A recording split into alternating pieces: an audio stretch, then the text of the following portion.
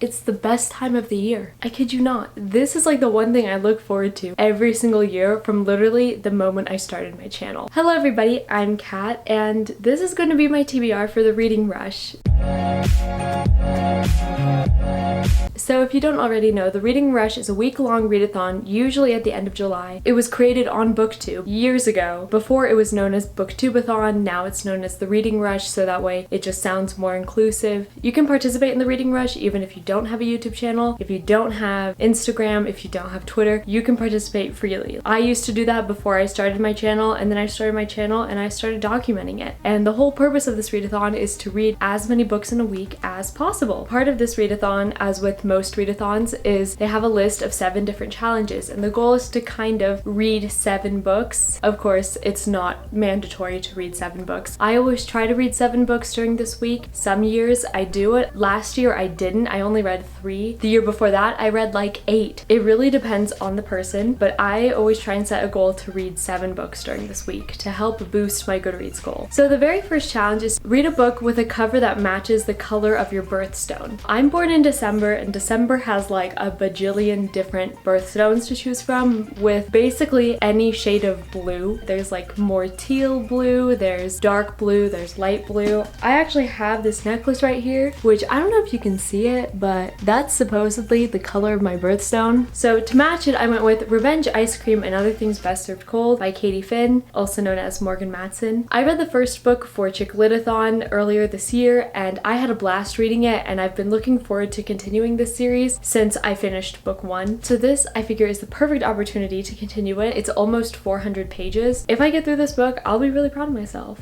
I think this book is the longest one on my TBR. I could be wrong on that, but it's definitely the longest book I have that I don't have an audiobook for. So if you don't know, this book series takes place in the Hamptons, and it follows our main character named Gemma, and she goes to visit the Hamptons like 5 years after she had a falling out with her best friend there, and she goes back and she assumes another identity so that way her old friend doesn't recognize her. Shenanigans happen, you know. I had a blast reading book 1. There's a whole vlog with me just praising how much fun book 1 is. The next challenge is to read a book with a title that starts with the word "the." And for this one, I went with The Queen of Nothing by Holly Black. I literally just finished The Wicked King like a few days ago. I need this book in my life, like right now. I do have an audiobook for this. I've been using Overdrive to check out digital audiobooks. I will be using that to get through it because that is what saved me when I read The Cruel Prince and The Wicked King. This is the 3rd and final book in the Folk of the Air trilogy, which consists of The Cruel Prince, The Wicked King, and The Queen of Nothing. And it follows this human girl named Jude Duarte who was kidnapped and taken to Fairy when she was a child. And it's about how she desperately wants to work her way up like the fairy ranks of knighthood. You know, it has enemies to lovers. It's just a grand old time. So the next challenge is to read a book inspired by a movie you've already seen. So it's kind of backwards from read a book to movie adaptation. This is read the book of the movie you've already seen. So for this one, I'm going with Dumplin' by Julie Murphy because, believe it or not, I have not read this book, and I've seen the movie a few times. Like, I think I've only seen it twice, and I desperately need to read this book. I've only read one other Julie Murphy novel, and that is Ramona Blue. It's one of my favorite contemporaries. I loved every second of it. I thought it was just so well written. Dumplin', I think, is Julie Murphy's most popular book, and the fact I haven't read it yet is kind of not good. I'm definitely looking forward to reading this because I loved Ramona Blue and I loved Julie Murphy's writing, and I really loved the movie. This next challenge is kind of a tricky one, but it's read the first book that you touch, and they said to interpret it in many different ways. So the way I'm gonna do it is by playing a round of bubblegum in a dish, because that took me back to elementary school, and I'm gonna choose between Love Creekwood by Becky Albertalli and In Watermelon Sugar by Richard Brautigan. Bubblegum in a dish, how many pieces do you wish? Love Creekwood it is. Love Creekwood is like an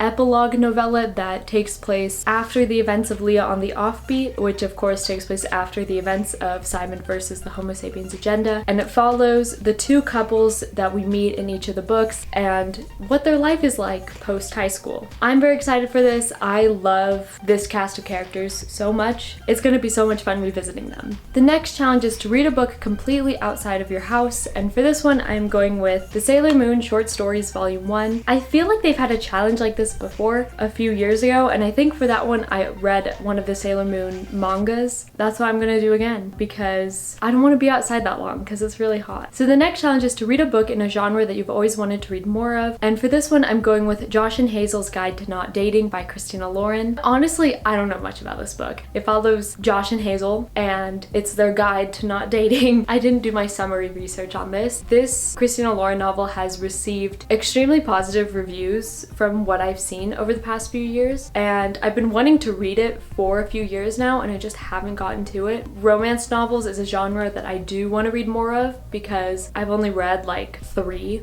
and they've all been like within the past few months. So definitely getting more familiar with the genre and with this book because it got a lot of hype. And finally, the very last challenge is to read a book that takes place on a different continent than where you live. And for this one, I'm going with The Sailor Moon Short Stories Volume 2. This series mainly takes place in Tokyo, but in some cases it goes to outer space. This series not only takes place on a different continent than where I live, but it takes place on planets I don't live on and even galaxies I don't live in. So I figured this was a good one because it's all over the place. Alright, and that is it for my Reading Rush TBR. I know that this seems like it's another one of my readathon TBRs that I'll upload and then never read anything from, but the Reading Rush is a readathon that I participate in annually. Even if I don't read all the books, I will at least read one. I know that for a fact. If you couldn't tell by the thumbnail, I have the Reading Rush official journal, so I will be doing daily vlogs as well as daily like journaling things within the vlog, so that's gonna be fun because I've never filmed like a journaling type of video. So I'll be journaling in that and filming it and like vlogging and whatever and updating you on my progress daily. And I also have my Reading Rush profile, so if you want to add me on there, I'll have that linked down below, so go ahead and check that out. That is it for this video. Let me know down below what you plan on reading for the Reading Rush if you decide to participate, because I would love to know. If you like this video, give it a thumbs up and subscribe to my YouTube channel. I post videos on Thursdays, and I will see you in the next one. Bye!